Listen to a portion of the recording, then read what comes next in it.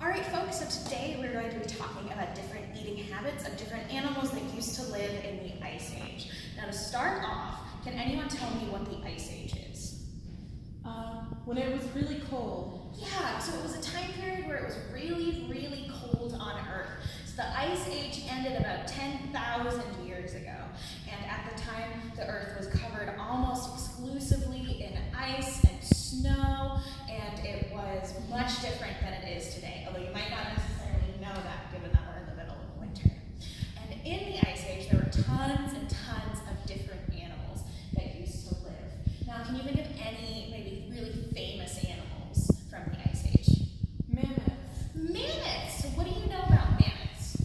They had trunks. They had trunks, similar to what kinds of animals? Elephants. Elephants. So mammoths are ancient ancestors of elephants. So they're related to each other, kind of like cousins. So mammoths had trunks. What else did mammoths have? Tusks. Tusks. Now, can anyone guess what animal this is behind me?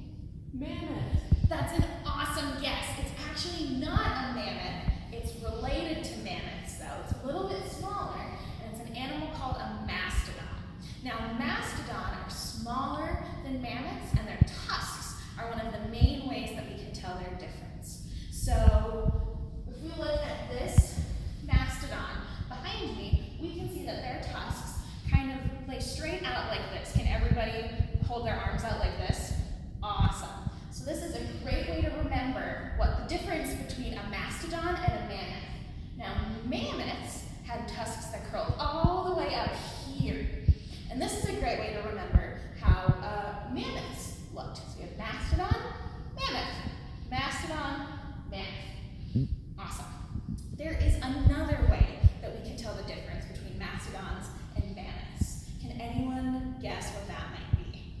Size. Size, so that's a good one, although what happens if you have a really big mastodon or a really small mammoth? Oh, you can't tell them apart then. It can be a little bit more difficult. So this is something that we still use today to identify things, whether it be other animals or people, and it's unique to every individual. Can anyone guess? Teeth. Teeth! So we can use teeth to identify the differences between mastodons and mammoths. So this mastodon up here has teeth like this. Now mastodon means breasted tooth, and so you can see that the tooth has these ridges. It's really bumpy. If you'd like to touch it, you can. Whoa. Yeah. And what type of food do you think a mastodon would eat with these kinds of teeth? Plants. Plants. Would they be eating really soft plants or really hard plants? Hard plants. Hard plants. So mastodons are what we call browsers, which means that they eat hard plants, kind of like branches from pine trees. So we have these pine cones, we have these really tough branches and thick bristles, and these teeth are going to be really good at grinding down these different fibrous plants. Now, this is the tooth of a mammoth.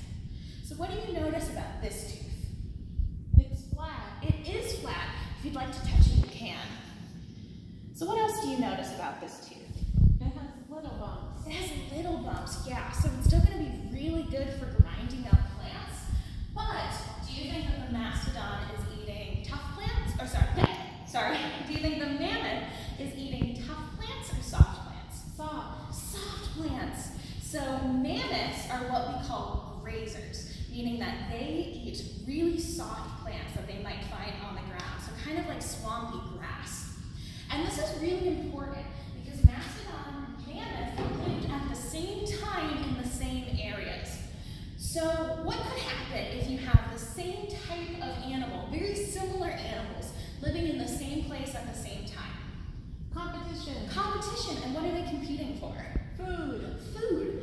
Now, we already said that the mastodon is a browser, so they eat tough plants, and mammoths eat very soft plants, and they're grazers. So how do you think that mastodon and mammoth were able to live together?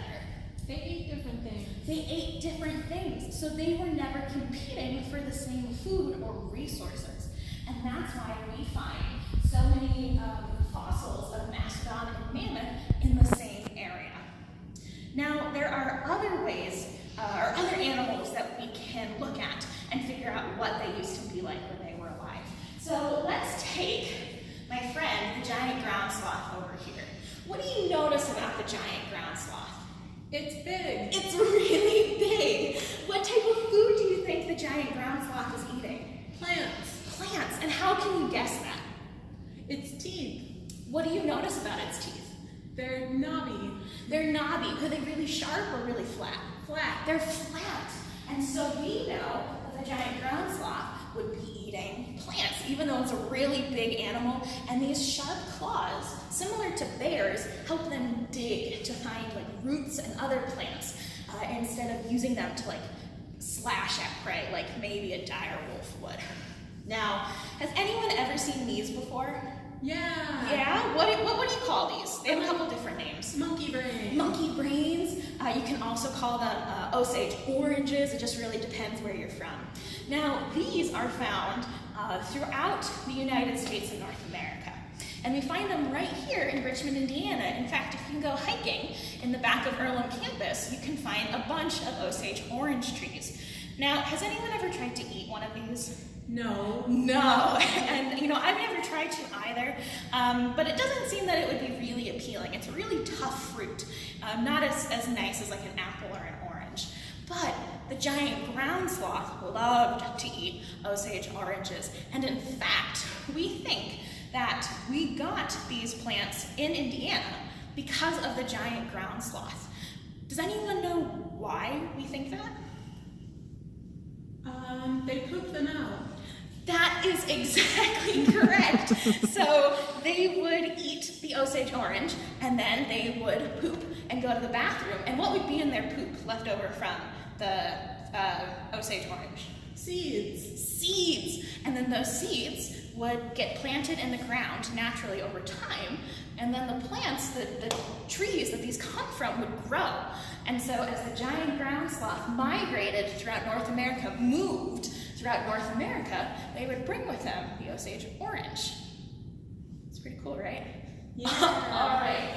So there's one more animal that I want us to take a look at from the Ice Age, and that is the Smilodon. So we can come on over here and take a look at Smilodon. So has anyone ever seen this type of animal before? Yeah. Yeah, where have you seen it? At the zoo. Did you see this animal at the zoo? No. No. So you might have seen it in a movie though.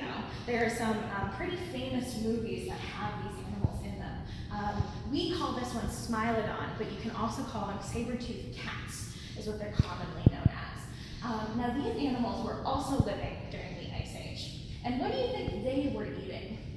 Meat. Why do you think they were eating meat? Their teeth are sharp. Exactly. So I have an example here of a Smilodon tooth. It's a replica, so if you would like, you can touch it. And I want you to feel the edges of the teeth. Wow, it's really sharp. It is really sharp.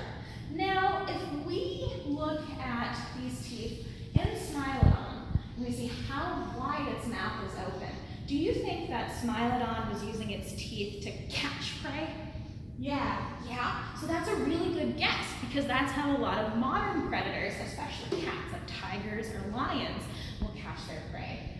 But do you see how wide Smilodon has to open its jaw to get its teeth all the way up there? Yeah.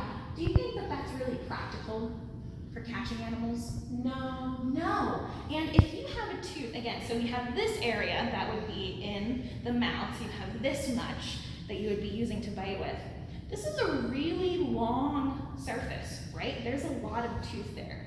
Do you think that it's easier or harder to break a tooth that's this long?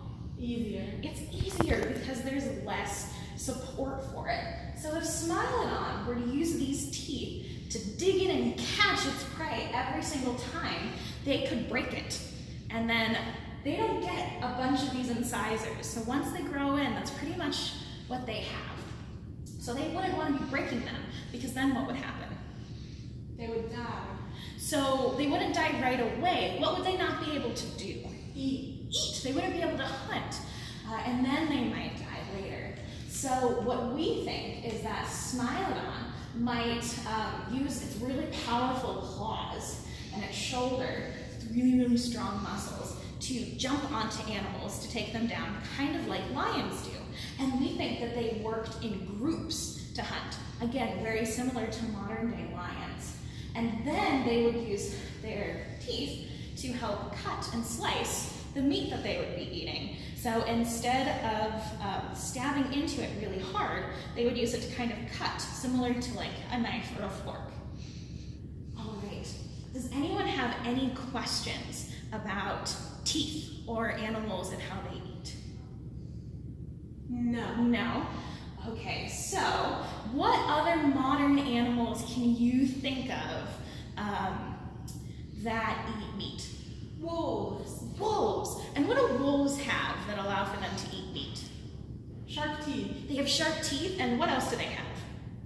Claws. Claws. And they have these really sharp features that allow for them to hunt. Now, can you think of any modern animals that eat plants? Cows. Cows. And what do cows have that allow for them to eat plants? Flat teeth. They have flat teeth, right, and they spend pretty much all day just grinding and grinding and grinding that food. Now, can you think of any animal that eats both plants and meat? People. Humans. Now, what type of teeth do we have?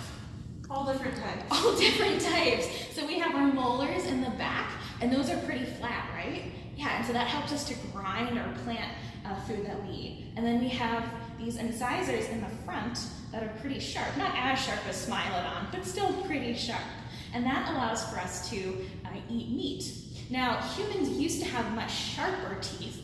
Again, not quite as sharp as Smilodon. And why do you think humans used to have teeth that were sharper? To catch prey. That's a really good guess. So we were never catching prey with our mouths, but long time ago, humans used to not cook their food. And so if you're trying to eat meat that hasn't been cooked, do you think that it's tough or easy? Hard. It's pretty hard to eat. So we used to have pretty sharp teeth and a lot of muscles in our head that would allow for us to eat meat without cooking it or cooking it all the way. All right, thank you so much for joining me today. I hope that you learned so much about teeth and what we can learn from ancient animals.